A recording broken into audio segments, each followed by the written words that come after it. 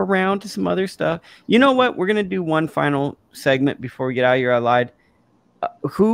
Let's do a clickbait video real quick. Are you ready to do a clickbait video? Let's do a clickbait video to end the program. Do we got to make a dumb face?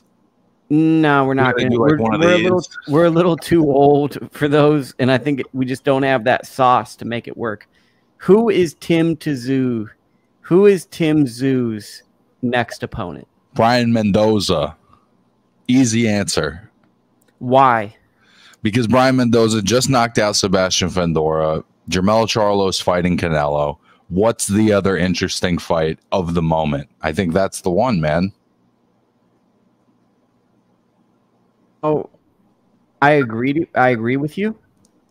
But what if Mendoza and Fundora do a rematch? What if there's a contractual rematch, or they seek that rematch, that get back gang?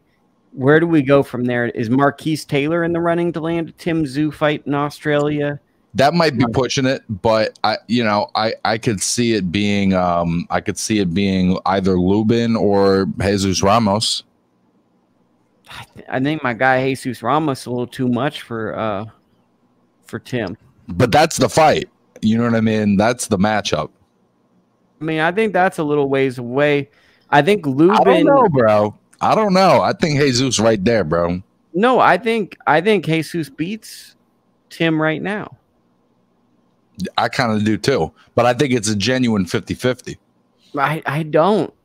I think it's a levels fight. I think Jesus Ramos is a different level.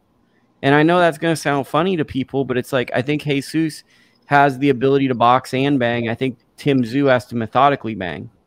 I think you see Jesus. And then I think also with Jesus Ramos fighting Tim Tszyu, Jesus has the ability to possibly be bigger than Tim Tszyu. And I don't think that Tim has fought a guy as physically big as that.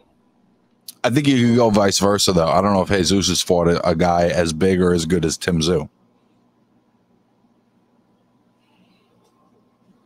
Do we have any dark horses? Like, could Errol Spence Jr. sneak in here? Could Terrence Crawford sneak in here? I mean, the winner of Spence Crawford could easily sneak in there if they want to, if they intend to move up to 154. And I think Tim Tszyu is a very exciting guy. I don't know that he's getting, in my opinion, I think he should be getting a little more praise for what he's doing. But I think the fact that he's the son of a famous guy, you know, I think people at the moment are less inclined to get excited about him, at least outside of Australia.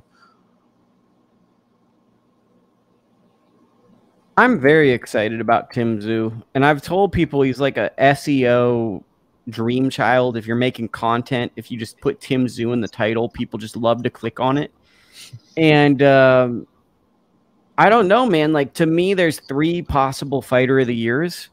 It's Tim Tszyu, Gervonta Davis, and Teofimo Lopez. There's no other names. Those are the only names for fighter of the year. Who else could you list? I'd have to sit on that for a moment. Well, sit on it.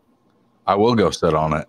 I mean, to me, I think Tim and Teo are kind of like the 1A and 1B, just because Gervonta and our guy Shoeshine Boxing, he's got a podcast in a couple hours.